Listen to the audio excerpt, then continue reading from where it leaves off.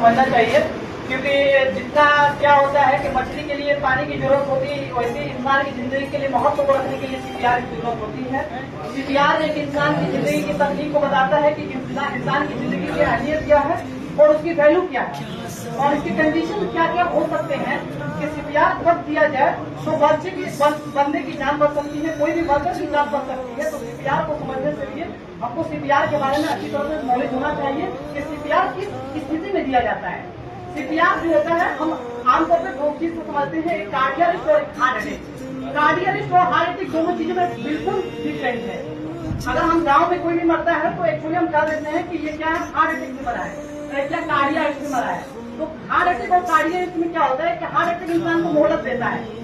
Heart attack इंसान को मोहलत देता है, पहले पेन होगा, क्या होगा, बाएं हाथ में पेन हो सकता है, चेस्ट में पेन हो सकता है और क्या हो सकता है, वोमिटिंग हो सकता है और या तो बीपी लो करेगा या तो बीपी हाई करके तब हार्ट अटैक मारेगा और उसमें इंसान की मोहलत होती है क्योंकि पेन ज्यादा रहती है। लेकिन कार्डियक अरेस्ट कहता है कि हमारे पास कोई मोहलत का टाइम नहीं है, हमारे पास आपकी ऐसी स्थिति है जिसके पास आपका कोई टाइम नहीं दिया जाएगा, यानी गाड़ी में पेट्रोल समझ लीजिए खत्म हो गया। तो इसीलिए सीपीआर का इस्तेमाल किया जाता है। सीपीआर का इस्तेमाल इसलिए किया जाता है ताकि इंसान क्या हो कि कम से कम क्या हो, जब उसकी सांसें या दिल की धड़कन बंद हो जाए तो उसको सबसे पहले उस बंदे को देखना है कि सुरक्षित स्थान पर उसको ले जाना है।